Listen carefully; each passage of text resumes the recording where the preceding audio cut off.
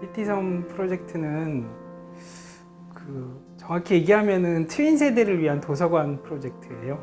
그래서 트윈 세대라고 하면 우리는 좀 아직은 익숙치 않은데 북유럽이나 이런 데서는 교육 쪽에서는 되게 요즘에 중요한 이슈가 되는 단어이기도 하고 세대이기도 하고, 얘기하자면 칠드런하고 그 다음에 티네이지 사이에 비트윈이라고 해서 비트윈을 줄여서 트윈 세대라고 하니까, 표현하자면 우리 나이로 하면 한 초등학교 고학년, 5학년, 6학년부터 중학교 한 2, 3학년 때까지 그 사이를 이제 트윈 세대라고 하는데, 사실은 이 연령대가 제일 책을 많이 접해야 되고 그리고 학습 능력이 좋은 세대이긴 한데, 도서관을 규정하는 이 영역을 하다 보면 제일 소외받는 세대예요. 예를 들면 어린이 섹션에 가면 책들이 너무 유치한 거죠, 자기들이 보기에는.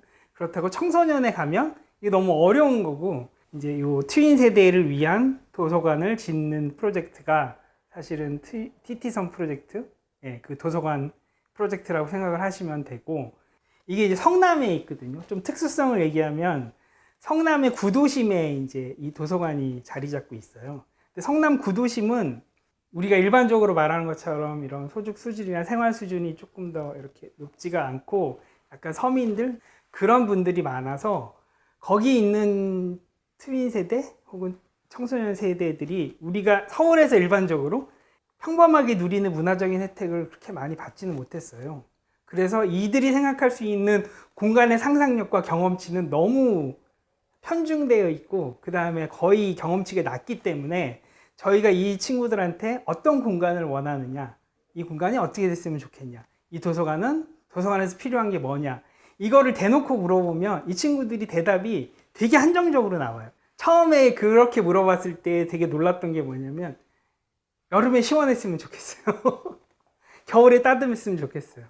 잠을 편하게 잤으면 좋겠어요. 이게 사실 집 환경이 그렇다는 거거든요. 이 친구들이 생각할 수 있는 공간의 상상력이 되게 한정될 수밖에 없어서, 진저티하고 이렇게 워크숍을 진행할 때 저희가 이제 요청을 했던, 건축팀에서 요청을 했던 거는 이 친구들이 바라는 거를 실이나 기능으로 주지 말고 동사로 달라고 저희가 얘기를 했어요. 그러면 근데 되게 재밌는 거는 도서관을 짓겠다고 했는데 책을 읽고 싶다라는 건 하나도 없었고요. 먹고 자고 누워서 뒹굴고 노래하고 하여튼 모든 영역들을 다 얘기를 했는데, 그것들을 반영할 수 있는 공간을 만들면 되겠다라고 생각을 했었어요. 도서실, 열람실, 또 뭐라고 해야 되나, 이런 식으로 실명으로 붙이지 않고, 저희가 생각했던 거는 조닝은 있는데 구획은 되지 않는다.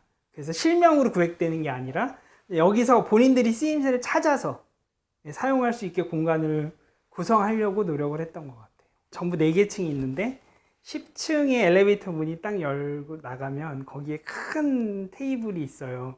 근데 저희가 이 공간을 실로 규정하지 않았거든요. 그래서 엘리베이터가 열리고 내리는 순간 엘리베이터하고 이거의 행위가 묶이게, 동사가 묶이게 되면 여기는 리셉션 내지는 라운지가 되고, 그 왼쪽으로는 이제 여러 가지 작업을 할 수 있는 랩이 있고 커뮤니티 키친이 있어요.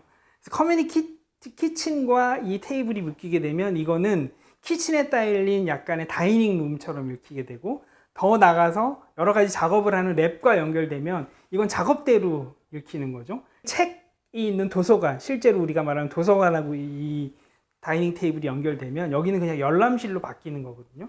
그러니까 여기서 어떻게 자기들이 행위를 스스로 규정하느냐에 따라서 여러 가지 행위가 가능한 상황이 되는데, 실제로 그 부분을 염두에 두고 이제 작업을 했는데 그거를 되게 잘 쓰고 있다라는 거에 대해서 되게 좀 보람이 있죠. 사실 그 TT섬이 지금 이렇게 잘 작동되고 있다고 제가 생각하는데, 그 제일 큰 이유 중에 하나는 운영자가 되게 중요한 역할을 해요. 정말 열심히 하거든요. 그러니까 저희 TT섬 할 때는 이용자를 용자라고 부르고, 운영자를 영자라고 부르고, 기획자를 획자라고 불러요. 근데 영자의 역할이 정말로 중요해요. 그거를 기획해서 만드는 것도 중요하지만 계속해서 잘 쓰려면 운영자의 역할이 되게 중요하다는 거를 몸소 느끼고 있습니다. 학교 얘기를 할 때, 학교라는 게 기능적인 실들의 집합이 학교가 아니고, 핵심은 깨달음을 전달을 하고 그거를 깨우치는 거가 되면 학교잖아요. 그러니까 도서관도 사실은 책이 있다라는 거는 중요하지 않고 그거는 그냥 수단의 하나고요. 책을 통해서 지식을 전달하고 깨우침을 얻는 거잖아요. 사실 그게 될 수 있으면 책이란 요소는 없어도 돼요. 저는 그렇게 생각을 했고, 저희가 레퍼런스로 삼았던 도서관 중에 하나는 책이 한 권도 없는 도서관도 있어요. 네트워킹을 통한, 커뮤니케이션을 통한 깨달음의 전달만 이룰 수 있으면 그게 도서관이라는 목적으로 책을 한 권도 안 든 도서관도 있었는데 그게 되게 충격이었거든요. 그러니까 도서관은 새로 규정할 수 있다고 생각해요. 우리나라에서 법규상 도서관 등록이 되려면 책이 일정 장수 이상 확보돼야 되기 때문에 책은 반드시 필요한 거고, 그래서 이제 책을 어쩔 수 없이 꽤 많은 장소를 확보하는 상황이 됐지만, 결국은 이런 행위들을 통해서 예를 들면 목공을 하다가 정말로 궁금한 게 있으면 책을 찾아보고, 또 뭐 이렇게 되니까 자연스럽게 책을 접하는 계기가 된다고 생각해서 오히려 더 책하고 더 친숙할 수 있지 않을까라는 생각을 하고 있어요. 정기적으로 TT섬이 뭐 2주 단위 뭐 이런 식으로 해서 했었던 활동들을 SNS에 공유를 하기도 하고, 영자들의 개인적인 이걸로 이렇게 SNS에 스토리라던가 뭐 이렇게 올리기도 하는데, 그걸 보면 저희도 깜짝 놀랄 정도로 너무 사람이 많고, 저희가 사실은 이거를 되게 할 때 목표로 했던 건 뭐냐면 그냥 일상 속의 공간이었으면 좋겠다, 도서관이. 그러니까 요즘에 사실은 되게 특성화된 도서관이 많거든요. 의정부 뭐 미술 도서관, 뭐 음악 도서관, 뭐 청소년 무슨 도서관, 하여튼 되게 많은데, 그 도서관이 사실은 일상적이라기보다는 저는 한번 짠 생기면 핫플레이스로 엄마 부모님이 애들 데리고 한번 가서 쫙 구경하고 다음에 안 가, 이런 식으로 계속해서 뭔가 카페가 새로 생기듯이 이런 식이 되는 게 저는 그게 제일 막아야 되는 상황으로 생각했고, 제일 중요한 목표는 이게 도서관이 될지 뭐가 될지 모르겠지만 근처에 있는 이 트윈 세대나 아니면 청소년들이 일상적으로 사용할 수 있는 공간이 되는 게 제일 중요하다라고 생각했는데, 거기에 10명이 모여 있으면 10명이 쓰는 방식이 다 달라요. 그걸 사진을 찍어서 영자 중에 한 명이 쓰는 방식은 우리가 직접 결정한다라고 해서 SNS에 올렸을 때 제가 되게 이렇게 약간 감동을 받았었거든요. 원래 그걸 목적으로 했기 때문에. 근데 그거를 영자들이 잘 가이드를 하고 몇 번 용자들이 써보면서 그거에 대한 교육과 체득을 하는 것 같아요. 그러면서 점점점 확장 가능성이 넓어지는 것 같아서 그거는 되게 바람직한 모습이라고 생각합니다. 운영이 뭔가 작동을 하는데 제일 큰 영향을 끼치는 게 아까 말씀드린 영자예요.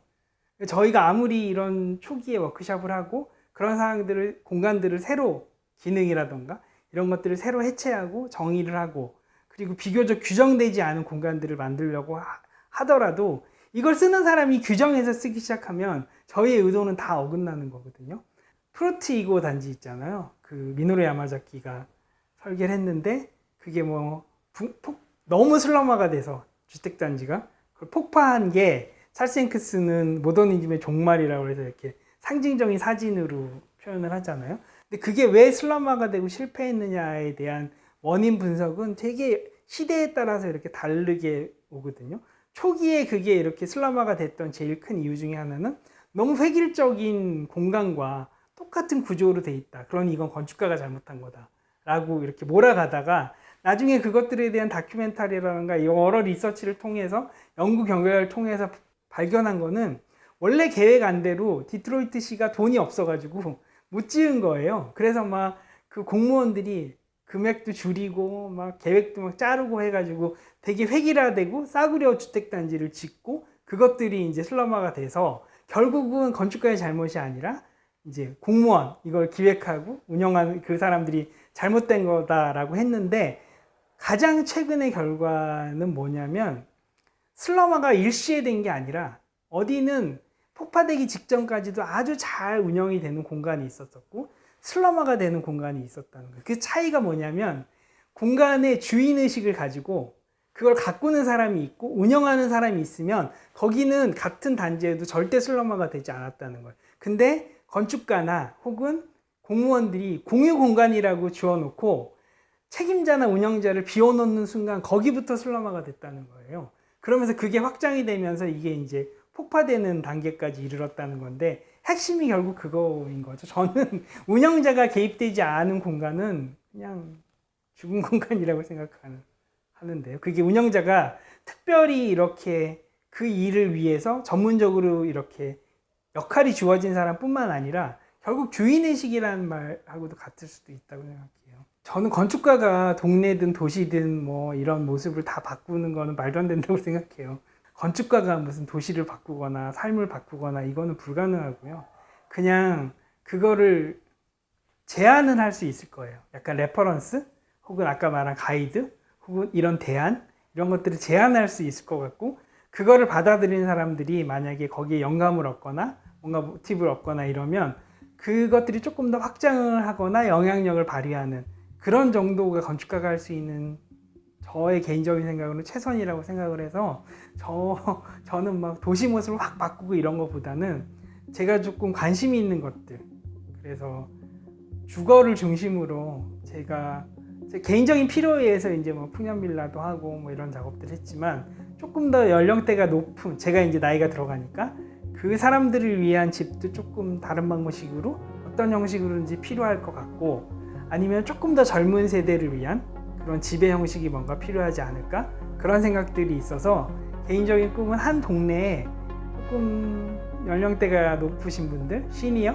그 다음에 중년, 그다음에 젊은 친구들 이렇게 모여서 그게 네트워크를 이루면서 만들어가는 그런 동네를 만드는 건 아니고 그 집들을 조금 만들어서 동네가 조금 다르게 바뀌는 모습을 좀 보고 싶은 그 정도의 욕심은 있어요.